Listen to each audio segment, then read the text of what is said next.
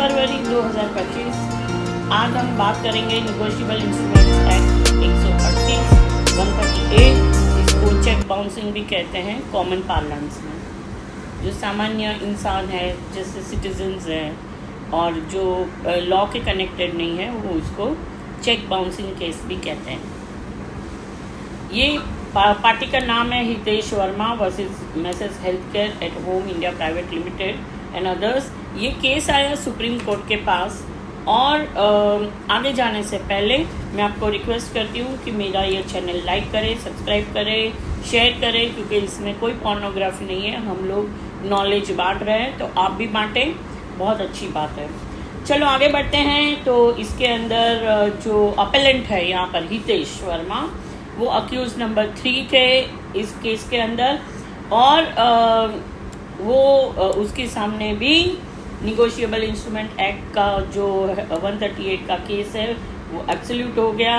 और वो अपील में आए। अपील में आके उन्होंने ये कहा कि जो अक्यूज नंबर 2 है, अक्यूज नंबर 1 है कंपनी, अक्यूज नंबर 2 है वो डे टू डे बिजनेस जो चलाते थे, वो अक्यूज नंबर 1 का, वो अक्यूज नंबर 2 थे। मगर अक्यूज नंबर 2 ने ये कहा कि मैंने तो अक्यूज नंबर 3 मतलब कि अपेलेंट के कहने पे ये चेक साइन किया। अब कोर्ट क्या कहती है? सेक्शन 141 जो है निगोशिएबल इंस्ट्रूमेंट का, उसमें कोर्ट कहता है कि चलो हम हिंदी में बोलते हैं, a director who is in charge of the company and a director who was responsible to the company for the conduct of the business are two different aspects। मतलब कि एक डायरेक्टर है जो इसका प्रभारी है कंपनी का, और एक निर्देशक है जो कंपनी के लिए जिम्मेदार था, व्यवसाय का संचालन करने के लिए जिम्मेदार था। वो दो अलग अलग पहलू है।